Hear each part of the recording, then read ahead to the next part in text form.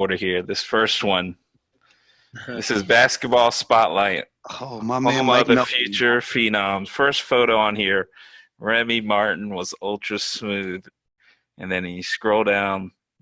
There's a man right there. Kihei Clark, Reseda, California. And below that, Lamelo Ball. What do you remember about this? Do you remember even looking at this or This shot was crazy. It was like all the way behind his head. It was crazy. But yeah, I remember those days though. That was a fun time.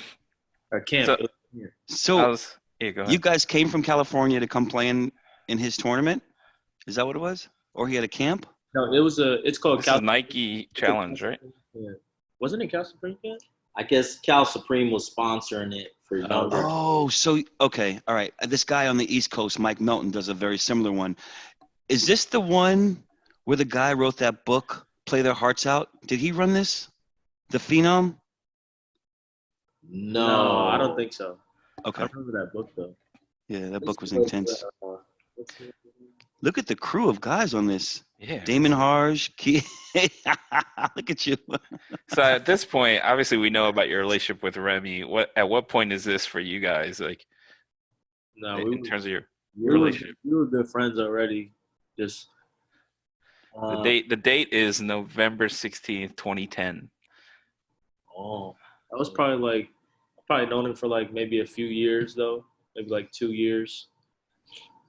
just hitting the circuit, part of the circuit, getting out there and trying to find out where the top talent was and just playing against the best that was out there. And I mean, it's the same guys all the way through. So Right. And what was that like for you as a dad watching Kihei come up through this? Like I know people talked about how tough you were on him, but maybe talk about that a little bit. it was fun. It was fun. I enjoyed it. I mean, obviously fathers. I don't know about you, Mark, but to me, father-son relationship coaching is probably one of the toughest things that I've done. But I was happy. I enjoyed it all the way through. People say you're living through your kid, and for me, I was like, well, why not? I enjoy it. He enjoys it. You live through your kid if he becomes a doctor or a lawyer. All right. So yeah, it was a great time, and Now, and it just got better. I was gonna say you played as well. When you look back, did you have a little bit of I wish I had this kind of training when I was this age, and you kind of instilled that on Kihei or no? Of course. Yeah. Malik, Yeah. where'd you play? Yeah, I played. Where'd you play? Oh, I went to College of the Canyons, a junior college, and then transferred over to Hawaii Hilo. Yep. And so what were you thinking when you were training him? Was there certain specific skill sets that you wanted him to have that maybe you didn't have? Yeah, I wanted him to be able to handle the ball really well. He pretty much had everything I had already at an early age. I think kids are more developed these days than we were back then. So, but What age did you coach him? well, I always thought it was important that he played for a lot of people, not just me. So he played for me some, and then he played for a couple different guys, but all the way from 8 years old till he got to high school. Once he got to high school, I cut him loose. What was the difference, Kihei, and your dad coaching you and the other guys coaching you? He was definitely the most hard on me, but I know it was just love. We definitely bumped heads a couple times, but that's just the father-son, I feel like. But he always wanted the best for me, and I mean, he let me go, so he was one of the best coaches I ever had. That's awesome. Before we move on to the next photo, what do you think your dad gave you more than any other coach, or what do you think the most valuable thing that your dad gave you in terms of skill set? On the court and off. I think he kind of instilled in me like the defensive part of it. Being a small guard, from an early age, I really worked on my defense, and he had me doing slides and around the court, figure eights around the court, as a young age. I remember those days. So defensively, he really instilled in me in that, and just taking care of the ball and just trying to instill in me how to be a good point guard. I feel like from an early age, and then off the court, I mean, that's a father figure. He's taught me almost everything in life, how to be a man, and just he's taught me how to grow up. What about one-on-one games between y'all? How are those? You want to talk about that?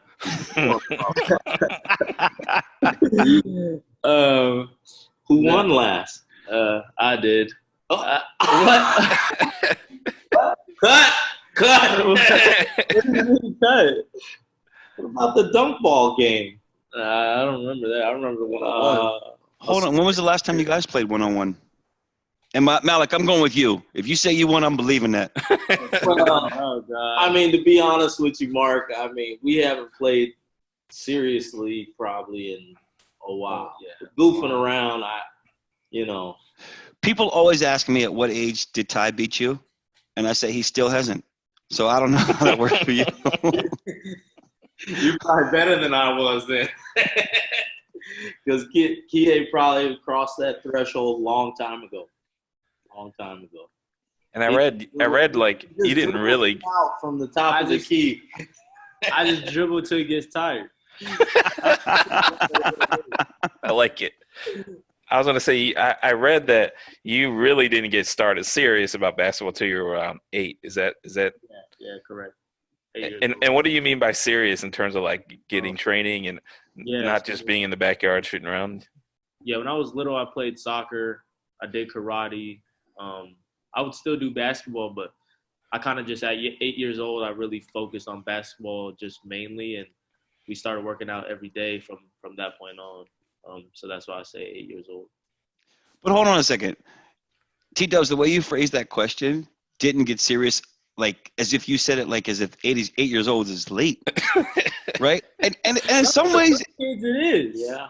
I know Crazy. it is crazy, right? That kids are 8 years old and starting to get so serious. So that means like people, if you're saying didn't get started serious until 8, like so we're saying people are doing this at 6 years old, doing drills, doing running up and down the court, and they're really working on their skill development at high levels. It's crazy. Right? My kid's 3. He's way behind at 3. I'm just telling you. You got to get him going, T-Dubs. His What you waiting on? hesitation, like he can't. His left is terrible. Anyway, we're gonna work on it. With the hair, are you planning to get braids again, like in this picture? Yeah, this is. Yeah, I want to braid it. It looks good in that picture. You look tough in that picture, boy. I wouldn't mess with that kid. As soon as school starts, I'm gonna get a cut though. So No, yeah. no, come on, man. Get some cornrows, get some braids. That looks good. Coach Bennett's not going for that. Oh man, he's changing. He's adapting. And right on cue. Right on cue. Coach Bennett. What this is a photo. What was this like on an official? Like, what room is this in? No, he actually came out he visited me. That's at my high school. He came out and watched the practice, and I finally got to talk to him in person. So that was the first time I met him. And what was that interaction like? Because obviously you've had some communication before, but. No, yeah, that was he kind of he came, he wanted to watch me, and then my dad actually couldn't make it. But my mom was able to come. So it was me, him, and my mom in that little office, steamy office. It smelled terrible. But we kind of just talked about, like, he talked about Virginia. I wasn't committed at the time. But that's kind of where we kind of kindled our first relationship. And we kind of just talked about my growth and what he sees in me and how I could develop as a player at Virginia. When was this? I don't even. What, I mean, was this like your senior year or your junior year? It was my senior year. It was my senior year. And for you, I mean, Mark, you always talked about when you got the offer, you were so excited. What about you, Malik? When you heard Virginia, well, I mean, obviously that's a long ways from home, so I imagine that you're not too thrilled about that. But what were your thoughts? I was ecstatic. I almost I almost brought tears to my eyes. Yeah, that's what Mark said. My eyes got a little watery from the Yeah, sweat. no, That's it what was it a was. bug. It was a bug that flew in there. That's all. For sure. Just because, Kihei been like from that young age, you had that picture. He'd been playing against, all the top guys all over the country, going to nationals as a youngster, and then playing against older guys, AAU, and he just had a tough route. It was just hard to get offers, but he always did what he does against everybody. Right. But, some of the bigger schools didn't come along, and I know that's what he wanted. So when it finally came along, I was pretty happy. So what was it about UC Davis? Because that's not too far from where I am in the Bay that drew you eventually to that. Well, I only had a couple offers at the time, and we kind of were just being realistic. I had UC Davis. I had Xavier was probably my biggest school, my offer, and they told me if I went there, they would honor it. They would honor the scholarship, but I probably wouldn't play. So, obviously that didn't sit well with me. So I just turned the other way. But Coach Les, I created a great relationship with Coach Les. He played in the NBA as well. I think he played against Coach Bennett, or during the same time, I think. But he was a point guard in the NBA, so what better player to learn from? He played at the highest level. So the way they ran their offense, they did a lot of pick and roll too. So it was kind of just a good situation for me, and it was a great academic school too. Who was that Xavier that told you that? Who was the head coach? Coach Mack? I believe so. But hey, it is what it is. I think the height kind of was a deciding factor in that. But hey, it is what it is. Have you seen him since then? Where he told you wouldn't play? After our first year, after that game we played him, he shot me a text and just congratulated me, said how much he liked my game and how well I played and stuff. It was actually pretty fun. But he's a good dude. That's awesome. Good dude who just didn't judge basketball talent well. Right. I think he let the bias and other people persuade his decision. That's what he told me. But I okay. With Coach Murray, the assistant coach over there. Once I decommitted from UC Davis, he kind of put my name out there and tried to give me a couple looks from other schools. So okay, that's cool. It was that way. But they're good people. All in all, they're good people. They just actually the way it turned out. Look how it turned out. He wouldn't have even been there anyway. Yeah, he wouldn't have been there. Yep. So yeah.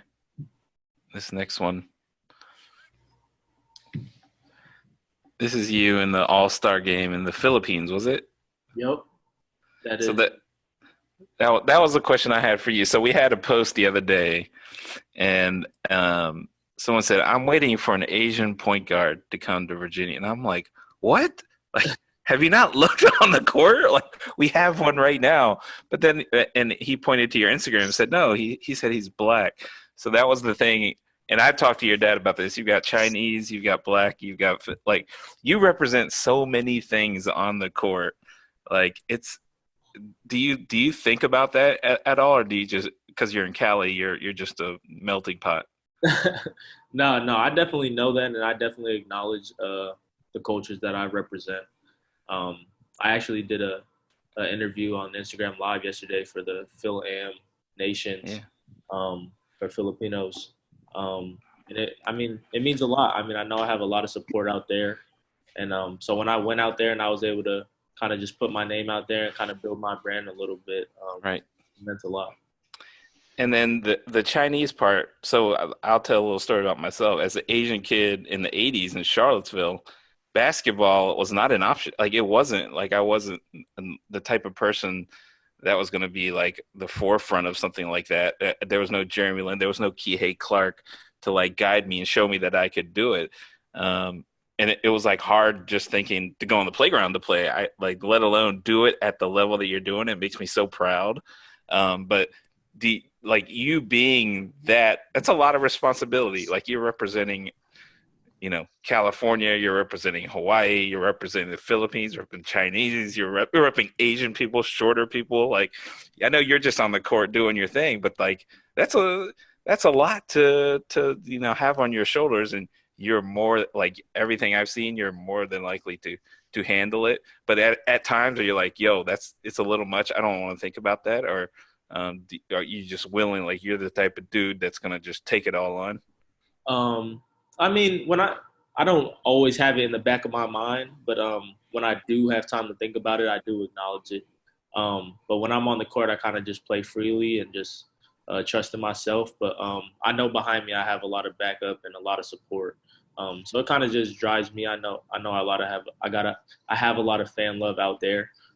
So yeah. And you're representing a lot of people. What about you, for you, Mel? Like, as you hear that stuff, right? I mean, from the different backgrounds, like especially in today's culture with race being on the forefront.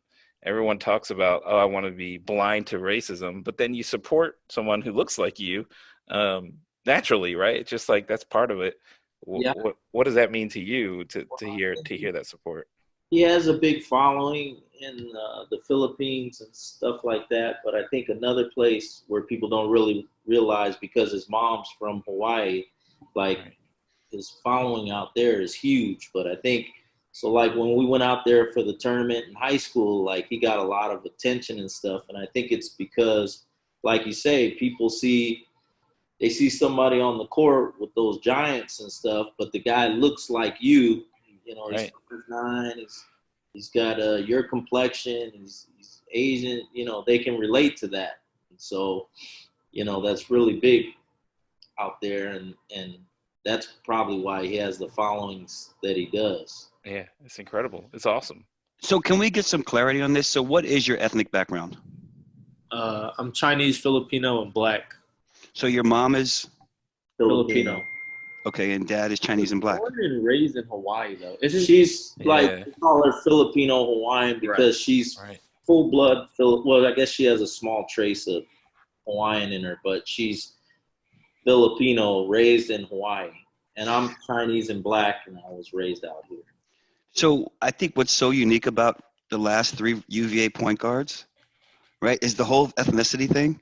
So you had London Parentis, and I can't tell you how many times people told me, that Puerto Rican guy, London Parentis, you know him. I was like, who are you talking about? And they would just say, that Puerto Rican Yeah. player on UVA. I'm like, who are you talking about? I know. Right? That stuff. And then they would say, Ty's white.